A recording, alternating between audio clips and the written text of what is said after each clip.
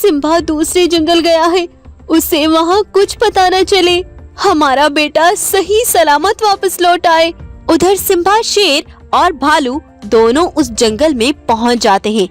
उन्हें भूख लग जाती है तो वो वहीं रुककर भोजन करने लगते हैं। तभी उन्हें वहाँ एक गाय मिलती है। तब सिम्बा शेर उसे कहता है, सुनो गाय, हम पास के जंगल से आए हैं, हमें इस जंगल की नदी के बारे में पूछना है। कहाँ है वो नदी? क्योंकि हमारे जंगल में उस नदी से पानी नहीं जा पा रहा है। अच्छा अच्छा, अरे तुम तो वीरू के बेटे हो ना? तुम्हारे पिता भी तुम्हारी ही तरह दिखते थे बेटा। वीरू? नहीं गाय, मेरे पिता तो बब्बर शेर हैं। नहीं बेटा नहीं, वो तुम्हारे चचा हैं। तुम बहुत छोटे थे जब तुम्हारे पिता इस जंगल पर राज करते थे। वो बहुत ईमानदार थे बेटा और सारे जानवरों का बड़ा ख्याल रखते थे।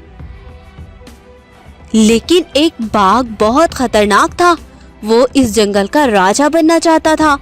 एक दिन उसने अपने जानवरों के साथ नदी में पत्थर लगाकर पास की नदी के गड्ढों में जाने वाला पानी रोक दिया। अगले दिन सारे जानवर तुम्हारे पिता के पास आए और गुस्से से बोले, क्यों राजा शेर, यह तुमने बिल्कुल अच्छा नहीं किया। तुमने नदी में पत्थर लगवाकर। नहीं, मैंने ऐसा कुछ नहीं किया। ये तुम क्या कह रहे हो चीता?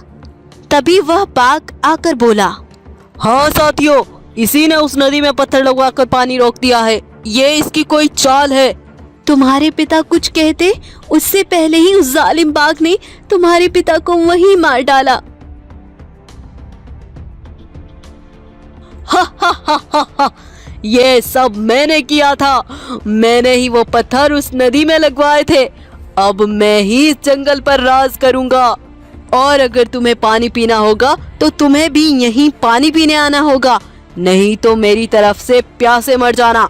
लेकिन मैं वो पत्थर वहाँ से नहीं हटाने वाला और ना ही और जंगलों में पानी भेजने वाला हूँ। सारे जानवर बहुत दुखी हो गए थे वीरू। तुम्हारी वजह से हमारे वीरू राजा भी मारे गए। तुम धोखेबाज निकले। तुमने ये सब अच्छा नहीं किया। तब सभी जानवर अपने जंगल लौट गए और तुम्हारे चचा बब्बर तुम्हें अपने साथ लेकर दूसरे जंगल चले गए। फिर कुछ दिन बाद तुम्हारे चाचा ने उस नदी से कुछ पत्थर हटवा दिए थे, जिससे तुम्हारे जंगल में पानी आने लगा था। लेकिन फिर उस बाघ ने अब फिर से वो पत्थर वहां लगवा दिए हैं और जंगलों में पानी जाना रुकवा दिया है। अच्छा, तो यही वजह थी। मेरे चाचा और चाची मुझे यहाँ आने से हमेशा रोकते थे, लेकिन अब मैं उस कातिल बाघ को छोड़ूंगा नहीं। तब सिम्बा जंगल के सभी जानवरों के साथ उस बाघ के पास पहुंच जाता है। मैं तुम्हारा अंत करने आया हूँ बाघ।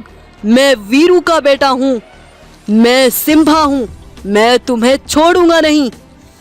तब सिम्बा गुस्से से उस बाघ को जान से मार डालता है और अपने पिता का बदला ले लेता है और जानवरों को भी उस बाघ के कहर से मुक्ति दिला देता है और पानी की सारी समस्याएं भी खत्म हो जाती हैं और वहाँ का राजा बनकर वो हमेशा सबका ध्यान रखता है और सबका ख्याल करता है।